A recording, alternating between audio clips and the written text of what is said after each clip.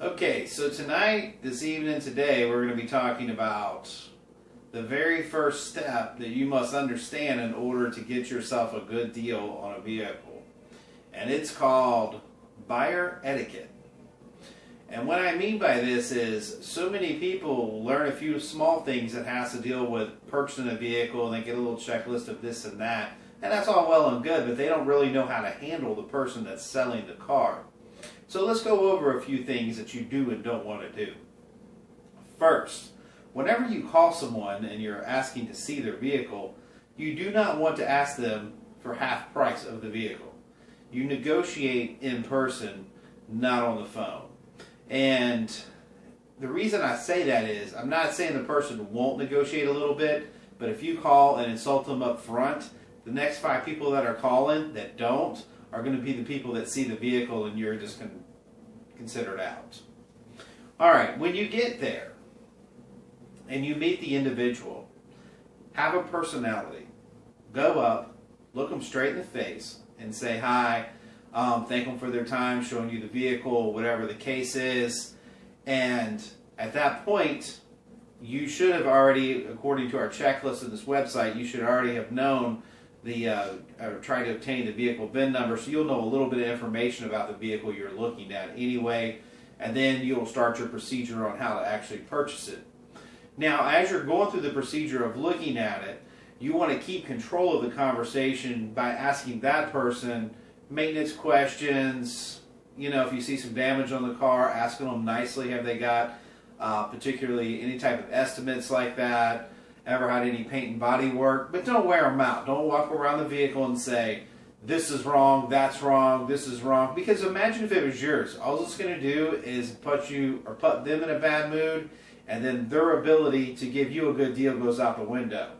And remember, as this plays out and you learn how to do this, the first thing that we all got to stay on page on here is, what does it take to get a good deal?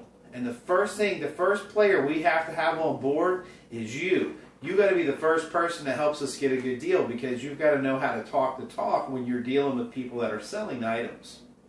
Now, the second person we need on board for you to get a good deal is the guy that you're being a jerk to. So you want to be nice to that person.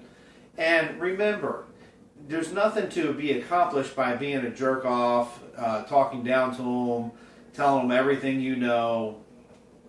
You're just not going to get anywhere. And if you get anywhere, the guy's not going to be forthcoming on little information you may need. Remember, you're on a fact-finding mission, and that's what you're there for. So you need him to be your friend to get those facts out. Now, the other flip side of this is, don't ever call someone and tell them, oh my God, I just can't believe you have this. I'm coming to get it right now. I have cash in hand. Because what the guy's going to basically say, if you're overzealous, put it to you that way nicely, if you're overzealous about something, what's going to happen is they're not going to be willing to negotiate as much, and they're going to think that you're just going to give them what they want. And it really puts you in a bad position for, A, they're not going to want to give up information, they're not going to take you serious. They're just going to think that, hey, in the car business it's called a lay down, that you're a lay down, that you're just going to lay down and let them have the money. I know, isn't the car business just like rude as it gets, a lay down? But that's what they're labeled, as a lay down. So remember, proper etiquette is, be professional. It is a business.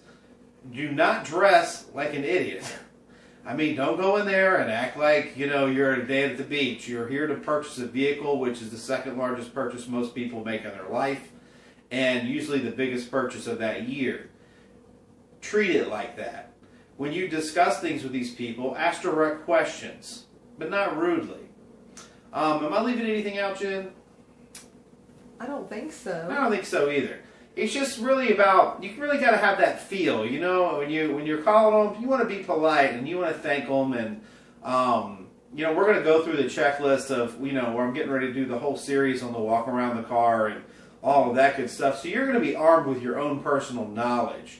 So the only thing this buyer is going to do is he's going to help your position by giving you information. Because wouldn't you rather help out somebody that was nice to you, that was giving you general courtesy and not talking to you like you were a dog?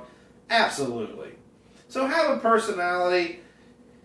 don't cuss, don't smoke, all that junk. You know, it's professional. So you need to, when you show up to do business, be ready to do business and treat the person with some respect, even if they don't deserve it. And you'll know within minutes if you even need to be there or not. But as life would have it, if you like the vehicle and you're really interested in it, then you need to treat it like a business deal, and that's exactly how you do car business. If you have any questions about this particular etiquette thing, is it right to do this, should I say that, hit me up on the comments section. I've been doing this for 25 years. I can tell you what's right and what's wrong. I've dealt with so many people I can't even put a number on it. So at this point, we're going to be moving into the next part of the series. But right now, let's consider this the etiquette video. Remember, etiquette gets you a friend, which in turn gets you a deal and gets you information that the guy that's a jerk doesn't get. And by you treating it like professional and not being overzealous, gives the control for you to get a good deal. Even if you're happy with it already, you can still get a better deal by treating it professional and going through the steps and procedures. So, don't be too far one way, don't be too far the other way. Keep it right down the middle. You heard it first from the car man. Subscribe. I'm looking for more subscriptions. See you on the next one.